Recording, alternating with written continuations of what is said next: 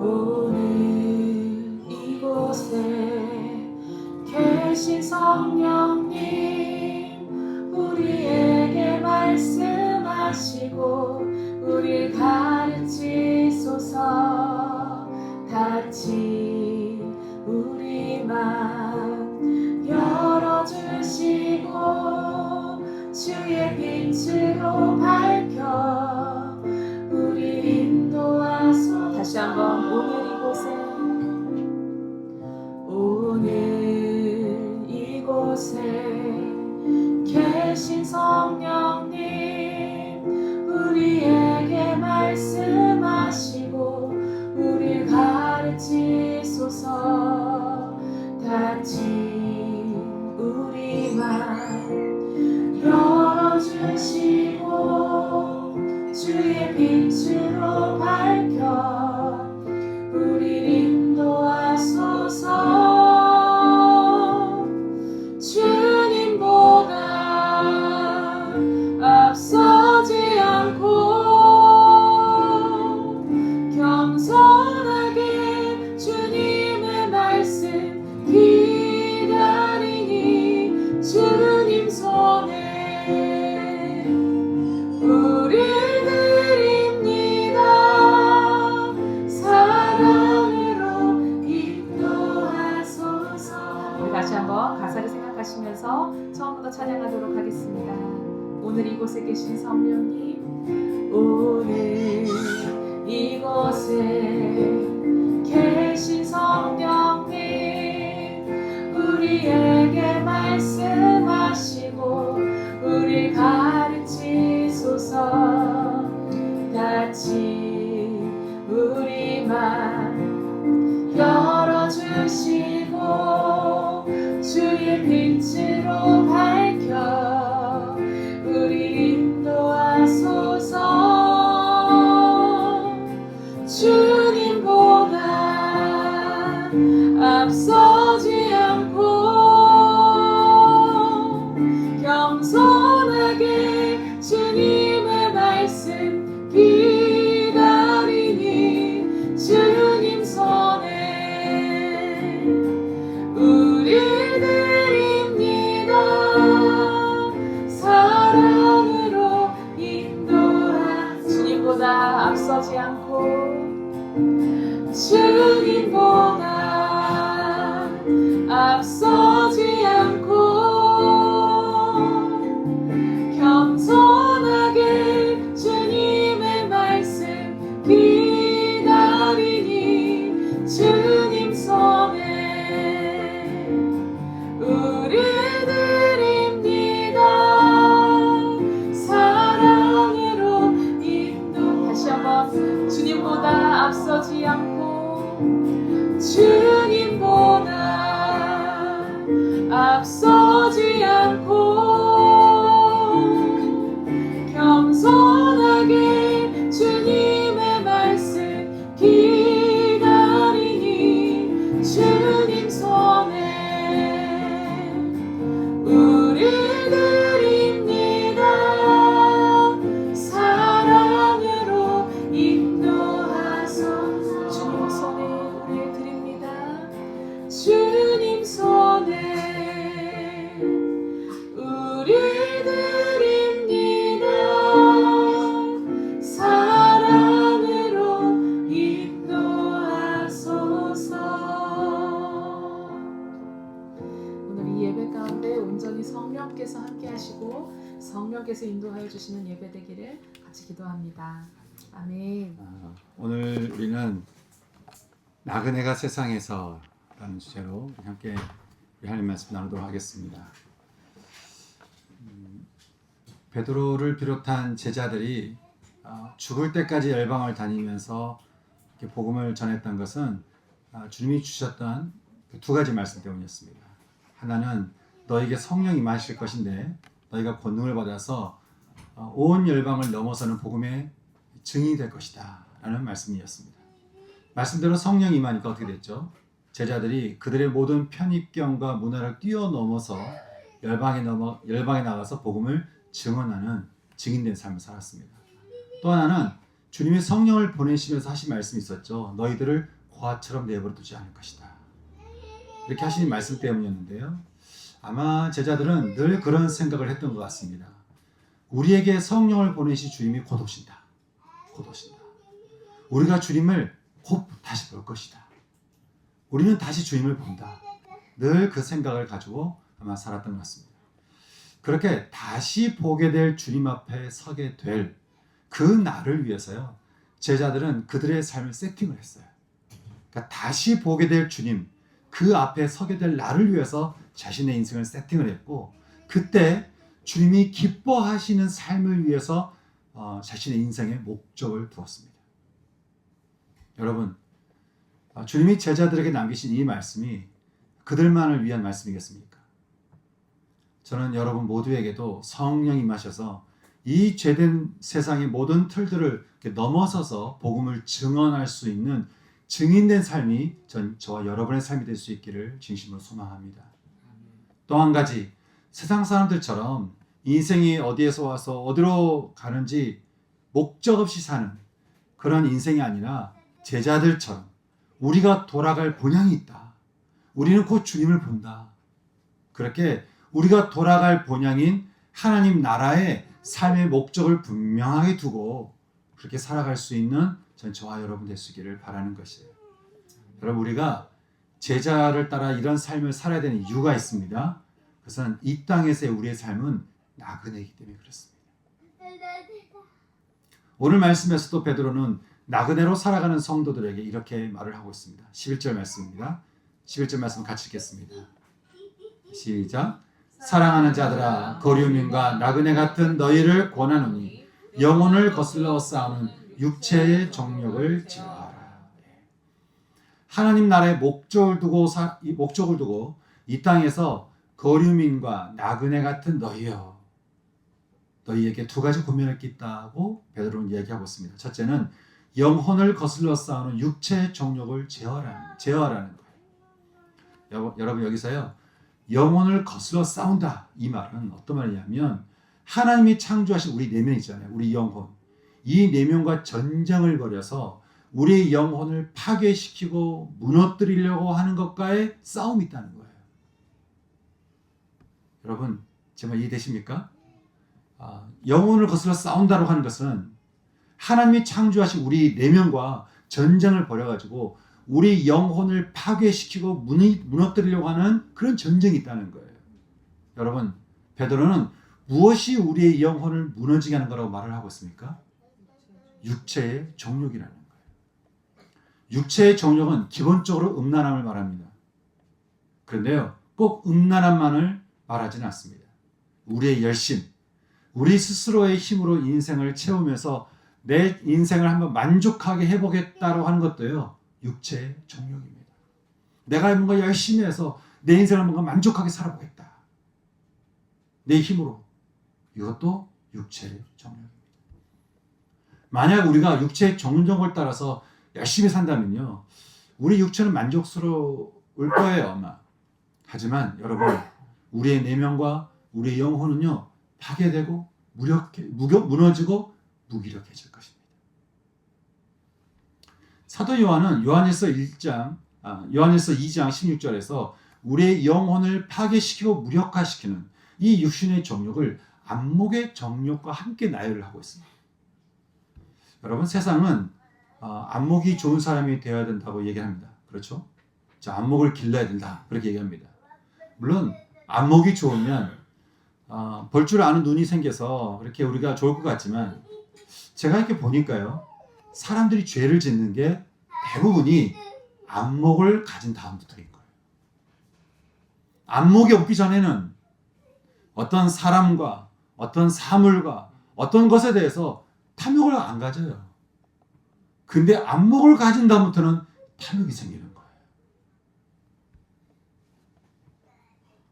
이 안목의 정욕과 함께하는 이 육신의 정욕을 두고 베드로는 말하기를 너희는 그 정욕을 제어하라고 하는 것입니다. 이 말은 정욕이 올라올 때 너희는 그것에 지배를 받아서는 안 된다는 거예요. 유혹당할 수 있고요, 미혹당할 수 있습니다. 이 세상이 죄 가운데 있기 때문에 그렇죠. 주님도 그러셨죠.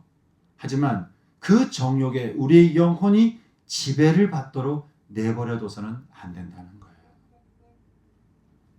이 땅에서 나그네로 살아가는 성도 여러분, 전 여러분의 마음이 정욕을 제어할 수 있는 믿음이 여러분 가운데 충만할 수 있기를 바랍니다.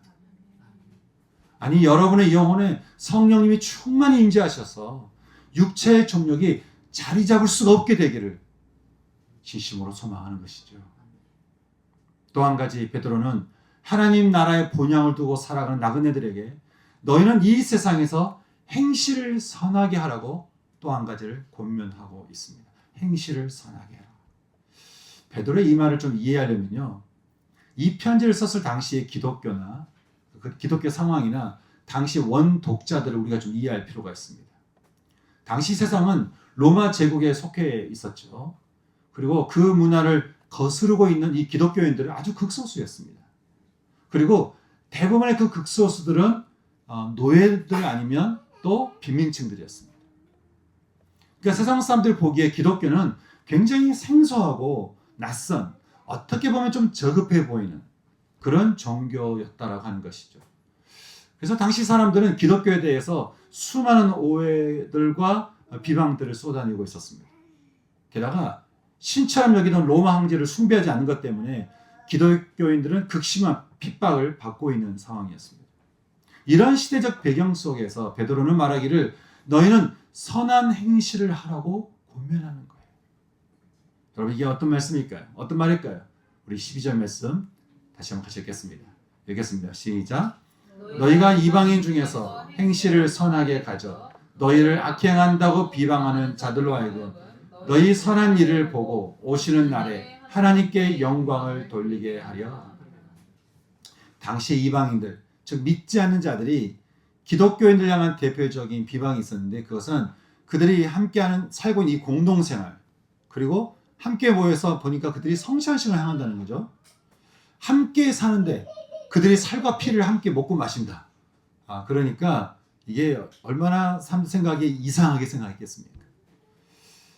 지금도 기독교에 대해서는 많은 오해들이 있는 것 같습니다. OTT에 쏟아진 드라마나 영화를 보게 되면 기독교는 항상 비이성적인 집단이에요. 어떤 사람은 그게 사실이니까 그런 게 아니냐라고 할지 모르겠지만, 물론 그런 일도 있겠지만, 여러분, 우리가 조심해야 될 것은 여기에는 사람들을 조종하고 있는 마귀가 있다는 사실을 우리는 잊어서는 안 됩니다. 이 OTT를 통해서 사람들의 마음을 주님께 가지 못하도록 막아서고 있다는 것도 우리가 알아야 된다는 것이죠. 그러니까 마냥 받아들이면 안 되는 거예요. 볼 필요도 없습니다, 사실은. 또 어떤 사람은 기독교를 정치에 편향된 집단으로 오해하는 그런 사람도 있는 것 같습니다. 게다가 요즘은 자신의 즐거움과 평안이 무엇보다 우선되는 시대니까요. 나를 위해서 희생하신 그 주님 앞에 내가 시간을 내서 예배드린다? 아까운 거예요. 내가 시간을 내서 성경을 본다? 공부한다? 전도한다? 아마 이런 것을 굉장히 이상하게 여기는 그런 시대인지도 모르겠습니다. 세상이 어떻게 비방하고 오해를 하든 베드로는 말합니다.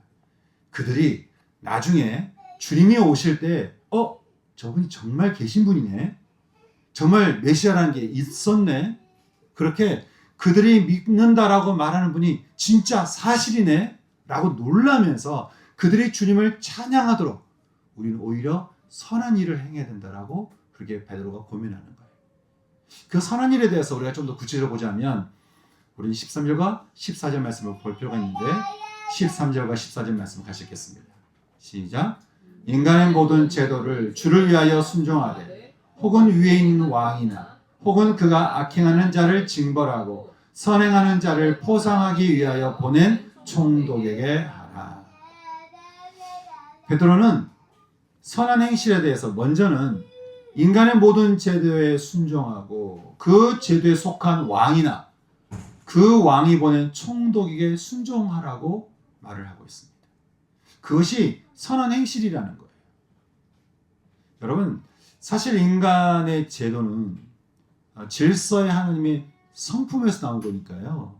여러분, 우리가 제도를 통해서 사실은 주님의 마음을 알 수가 있어요. 언젠가 주님을 시험하려고 바리새인들이 가서 그렇게 말을 했죠.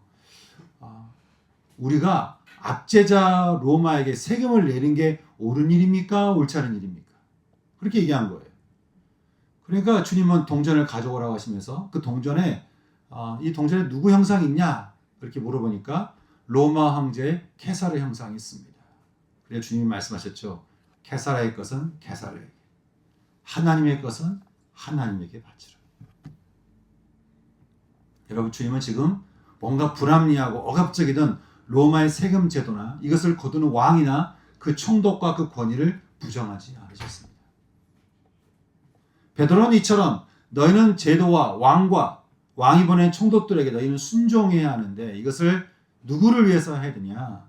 주님을 위해서 하라는 거예요. 그 말은 주님을 생각하면서 그렇게 순종하라고 하는 것이죠. 베드로가 이렇게 말하는 데는 이유가 있었습니다. 15절입니다. 같이 읽겠습니다.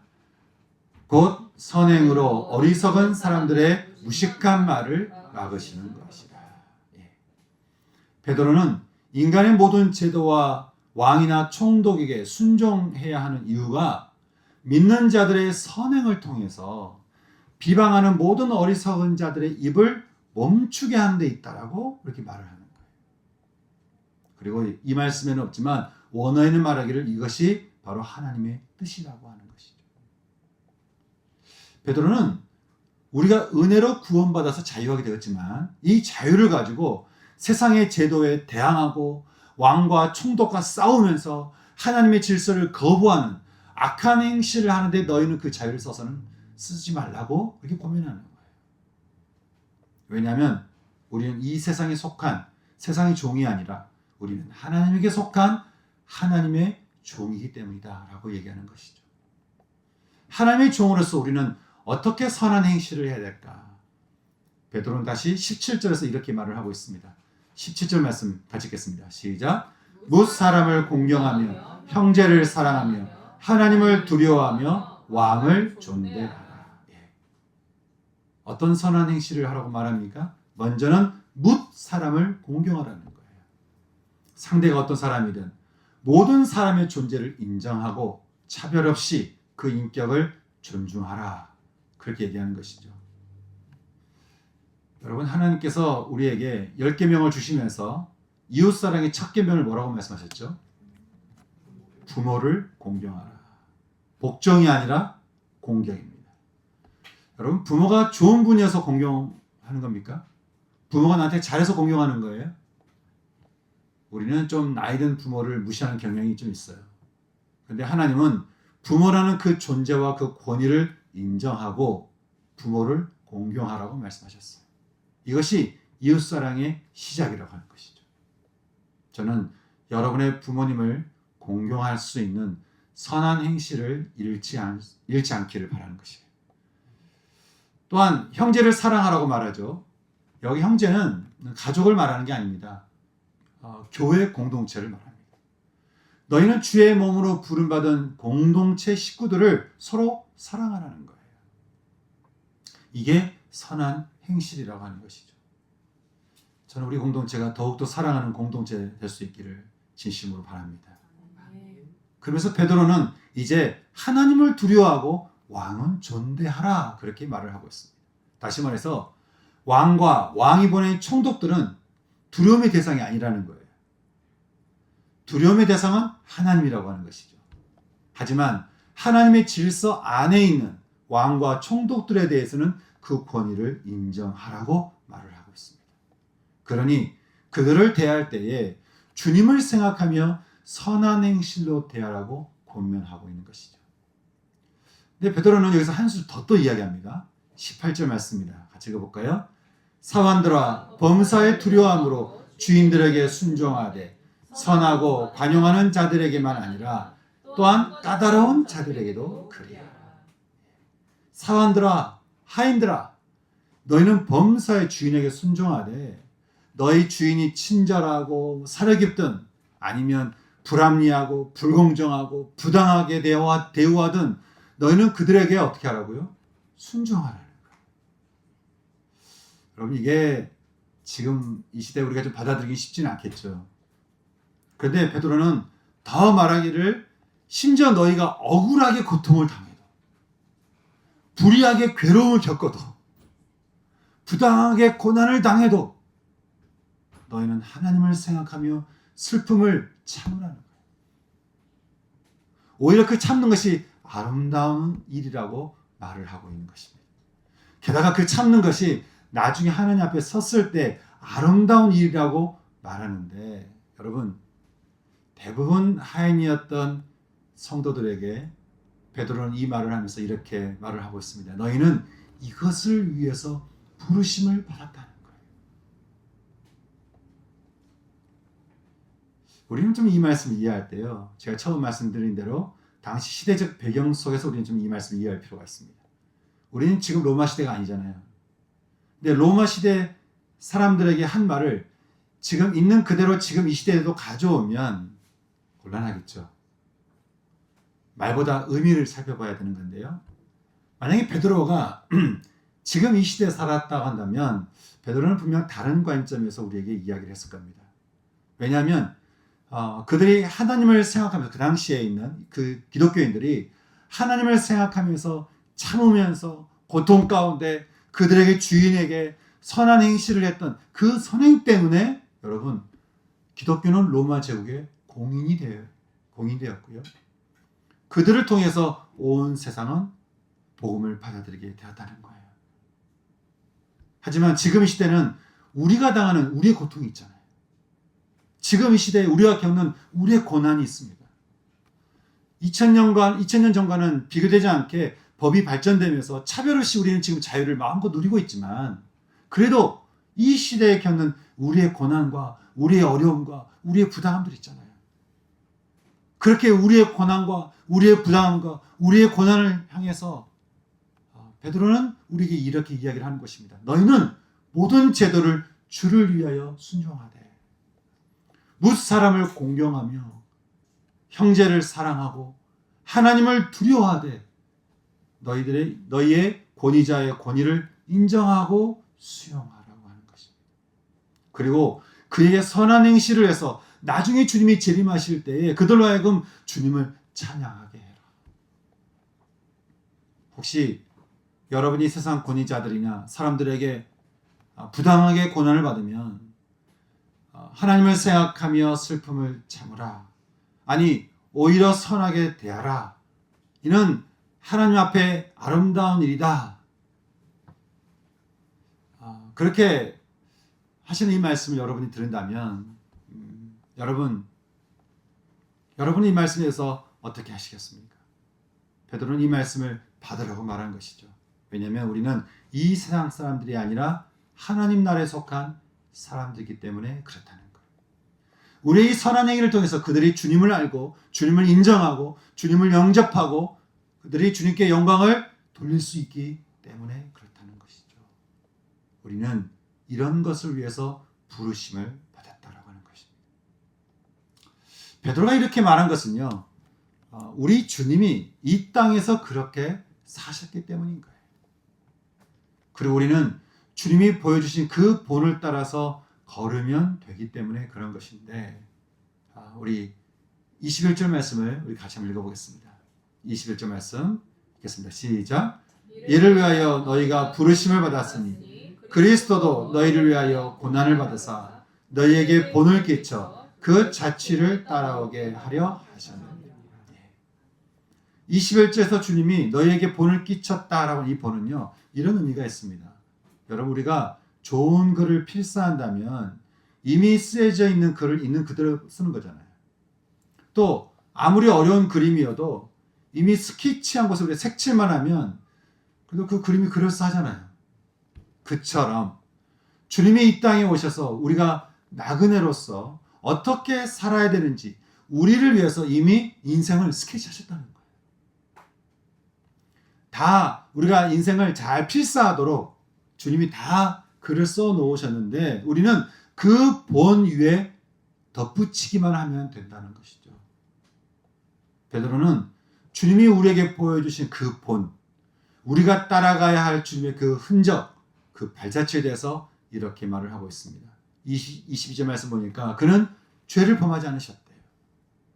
그 입에 거짓도 없으셨대요. 다시 말해서 주님 받으신 그 고난이라고 하는 것은 죄를 짓지도 않으시고 또 거짓으로 사람을 속여서 고난받으신 게 아니라고 하는 것이죠. 그럼에도 주님은 우리를 위해서 기꺼이 고난을 받으셨다는 거 아니겠어요? 이때 주님의 반응이 어떠셨을까요? 아무런 잘못도 없고 아무런 속임도 없고 정말 죄가 없으신 그분인데 우리를 위해서 기꺼이 고난을 당하셨을 때 주님이 그 고난에 대해서 어떻게 반응하셨나? 우리 23절 말씀 같이 읽겠습니다. 시작.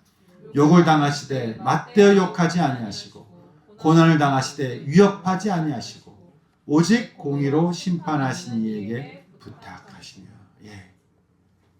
24절 말씀 보니까 친히 나무에 달려 그 몸으로 우리 죄를 담당하셨으니 주님의 고난을 우리가 어떻게 되었다는 거예요? 죄에 대해서는 죽게 되었고 죄의 권세에 대해서 우리가 벗어나게 되었고 의에 대해서는 살게 되었으니 우리를 의롭게 하셔서 살게 하셨으니 그가 채찍에 맞음으로 우리가 나음을 입게 되었다라고 말을 해주고 있습니다. 이 일을 두고요, 어떤 사람이 이렇게 말한 것을 본 적이 있습니다. 좀 재미있는 표현인데 주님이 하셨던 이 일은 얼마나 이게 말이 안 되는 일이냐. 이것은 의사가 환자 대신 희생을 당하고 환자는 치료를 받게 된 아주 이상한 치료 방법이다. 그렇지 않습니까? 여러분, 이 이상한 치료 방법으로 구원받은 저와 여러분 아닙니까? 우리에게 이 주님이 없었을 때는 우리가 홀로 가는 양과 같이 잘못 인도받은 양과 같이 길을 우리가 잃으면서 살아왔지만 이제 그분의 고난과 그분의 고통으로 인해서 우리가 어떻게 되었죠? 우리 영혼의 목자에게로 돌아간 거 아니에요? 그러니 이 세상에서 나그네로 살아가는 여러분, 이 세상의 수많은 고난과 고통과 부당함과 불의함 속에서 살아가고 있는 여러분,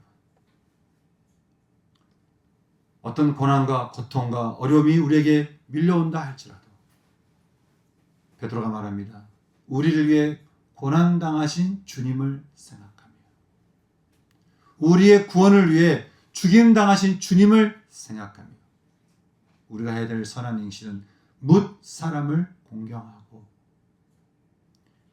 하나님께서 우리에게 주신 공동체 형제를 사랑하며 하나님을 두려워하고 이 세상의 권위자들을 존중히 여기라. 그렇게 우리가 하신 말씀을 우리가 드려야 되는 것이죠. 여러분, 이 세상에서 사는 우리 인생이 나그네란 사실을 우리가 잊으면 안 됩니다. 그러니 우리가 매어서 우리가 마음을 두고 하는 것이 이 세상이 아닌 것이죠. 그러니 우리가 이 나라와 지도자 될 사람을 위해서 기도로 우리가 선을 행하든 어떤 방식으로 선을 행하든 여러분, 우리가 할 일은 뭐겠습니까? 세상 사람들로 하여금 주님을 알고 주님을 영접하게 하고 주님을 예배할 수 있도록 인도하는 것이 전 저와 여러분의 역할이라고 하는 것이에요. 저는 이것을 위해서 저는 무엇보다도 전 저와 여러분 모두가 다 성령의 충만함을 입었으면 좋겠습니다. 왜냐하면 우리가 이 땅에서요, 주님이 주신 이 나그네 된 삶을 우리 힘으로 살기가 너무 어렵기 때문에 그렇습니다. 성령의 힘이 아니면 이런 나그네 된 삶을 우리가 살기가 너무 어려운 것이죠. 그래서 저는 정말 저와 여러분이 성령의 충만함을 있길 바라고 여러분이 늘 그것을 두고 기도했으면 좋겠어요. 힘들 때마다, 힘이 훅 떨어질 때마다, 나그네 된 삶에서 자꾸 내가 육체의 정욕을 따라가려고 할 때마다 성령님 도와주십시오. 성령님 제 안에 충만히 마셔서 성령의 힘이 내 안에 충만케 되게 하여 주시옵소서. 제 인생을 아주 사로잡아 주시옵소서. 또 저는 저와 여러분의 인생의 목적을 이 세상에 두는 것이 아니라 하나님 나라에 두면서 들의 꽃처럼 시들어버리고요, 바람처럼 사라져버리는 이 세상을 우리가 의지하며 붙들며 매이는 것이 아니라 우리가 언제 보게 될, 우리가 다시 보게 될, 아니 만나게 될 그 주님을 기대하며 우리가 다 함께 언제 함께 모이게 될 그 하나님 나라를 소망하며 갈망하며 우리가 그 앞에 서게 될 그 인생에 우리 인생의 목적을 두고 살아갈 수 있는 전 저와 여러분 될 수 있기를 바라는 것이에요. 여러분, 성경을 볼 때마다 혹시 그런 생각 들지 않으십니까? 우리가 말씀을 통해서 만나게 된 모든 인물들을 우리는 언젠가 다 보게 될 것입니다. 언젠가 우리는 요셉을 만날 겁니다. 우리는 언젠가 모세를 만날 거고요. 우리는 언젠가 다윗을 만날 겁니다. 그리고 그 모든 성경 인물들의 주가 되신 우리의 주님을 만날 것입니다. 그 성령님과 함께 하나님 아버지와 함께 하나님 나라에 우리는 살게 될 것입니다. 여러분, 그러면 우리 인생의 모든 결산이 다 그때에 이루어진다는 사실을 우리가 믿는다면 우리 인생의 목적이 어디 있어야 되겠습니까? 여기 있는 것이 아닌 것이죠. 그러니 우리의 모든 에너지와 모든 힘과 우리의 모든 것을 다 쏟아내는 우리가 그 에너지를 어디에 올인해야 되겠어요? 하나님 나라에 우리가 올인해야 되는 것이죠. 저는 그렇게 여러분의 삶의 목적을 설정하며 제자들처럼 그렇게 설정하며 살아갈 수 있는 저와 여러분 삶이 되었으면 좋겠습니다. 그것을 두고 오늘 시간 기도하면서요. 나그네가 이 세상에서 살아가는 이 길, 이 베드로의 이 말씀을 마음에 품으면서 주님, 제가 이 세상에서 나그네로서 기꺼이 이 삶을 살아낼 수 있는 제가 될 수 있기를 소망합니다. 성령님 도와주십시오. 성령님 제 안에 충만히 임하여 주십시오. 제 생각과 제 마음을 사로잡아 주시옵소서. 그렇게 기도하며 나갈 수 있는 저희 시간 됐으면 좋겠습니다. 함께 이 말씀을 생각하시면서요, 같이 기도할까요? 하나님 나라를 바라보시면서 하나님 나라를 생각하시면서 우리 인생의 모든 날들이 결산이 되는 그 하나님 나라를 여러분 마음에 품으시면서 기도하십시다. 주신 말씀과 성령의 충만함을 두고 함께 기도할 수 있는 시간 되기 원합니다. 같이 기도하겠습니다. 기도하시겠습니다. 성령 하나님, 이 시간에 기도합니다. 성령 하나님, 이 시간에 우리가 주 앞에 모여서 간구합니다. 우리의 삶을 아시는 주님, 우리 인생을 아시는 주님, 우리가 지금 어떤 인생을 살고 있는지 잘 아시는 주님, 주님, 혹시 우리가 육체의 정욕 따라 살고 있는 우리의 모습이 있습니까?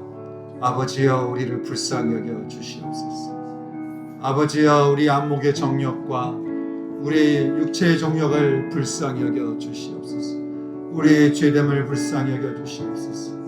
이 죄를 위해서 고난당하신 주님, 주여, 십자가 보혈의 피로 참여하며 나가는 하나님, 회개하며 나가는 우리의 심령을 십자가 보혈의 피로 씻어주셔서 이 시간 깨끗하게 정결케 될 수 있는, 맑게 될 수 있는 은혜를 이 시간 우리 모두에게 허락하여 주시옵소서.